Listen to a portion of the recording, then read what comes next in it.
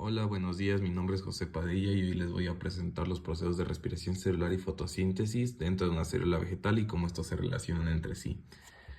Empezando con la fotosíntesis, esto ocurre en los cloroplastos y se divide en dos partes, la fase luminosa y el ciclo de Calvin. Iniciando con la fase luminosa, esto ocurre en la membrana de los tilacoides y depende de la luz solar, ¿ya?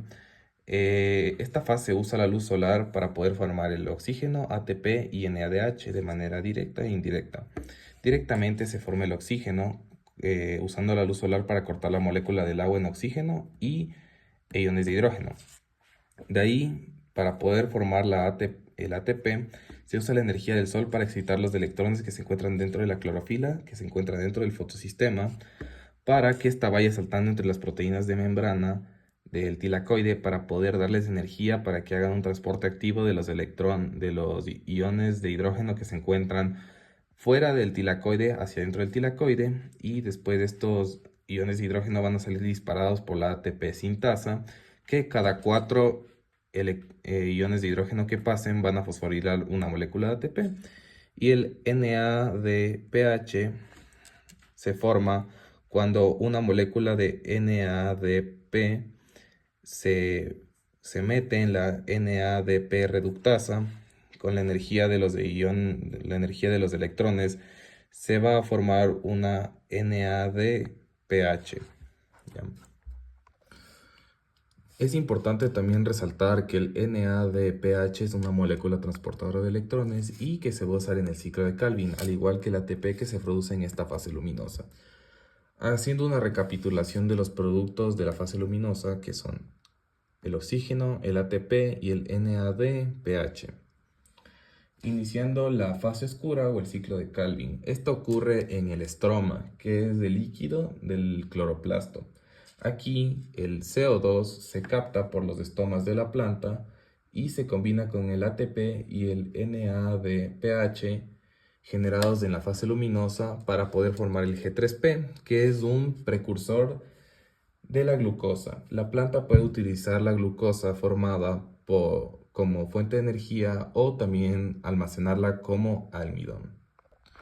Y ahora sí, entrando a la parte de respiración celular, ¿en qué consiste esta? Esta se da en las mitocondrias, que son estos organelos de aquí, y consta de tres partes, que sería la glucólisis, el ciclo de Krebs y la cadena de transporte de electrones como tal.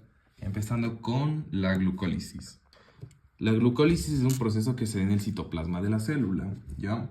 En esta fase, una molécula de glucosa se rompe en dos moléculas de piruvato y también ayuda a fosforilar 2 ADP y a cargar 2 NADH, que igual es una molécula transportadora de electrones.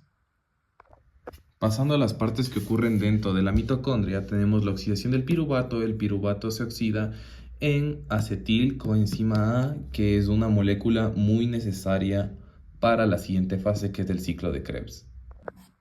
Aquí en el ciclo de Krebs se usa la molécula generada anteriormente en la oxidación del piruvato, acetil-CoA, para hacer una serie de reacciones químicas para poder formar 2 ATP, 2 FADH, que es una molécula transportadora de electrones, al igual que los 6 NADH, que es otra molécula transportadora de electrones, y también se forma dos moléculas de CO2, y como es un ciclo, esto se vuelve a dar.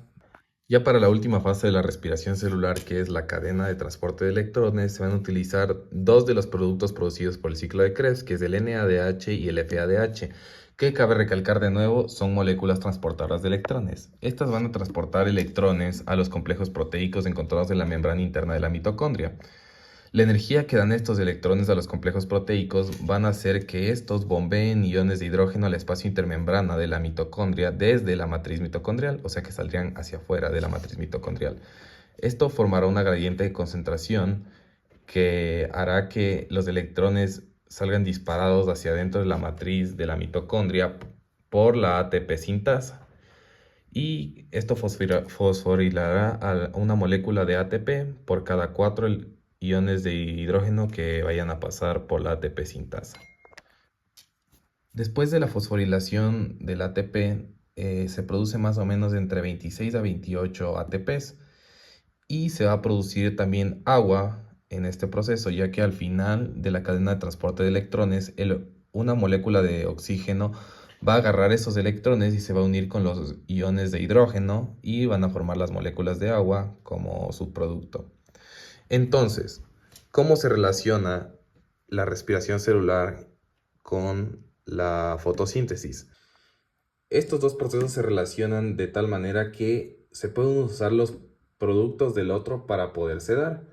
Por ejemplo, en la respiración celular sus productos son el agua y el dióxido de carbono y 30-32 ATP. El agua de la respiración celular se puede utilizar en esta parte de la fase luminosa de la fotosíntesis y el CO2 se puede utilizar en esta parte aquí para poder iniciar el ciclo de Calvin. Y la fotosíntesis se relaciona con la respiración celular, ya que se necesita la glucosa para poder iniciar todo el proceso de respiración celular.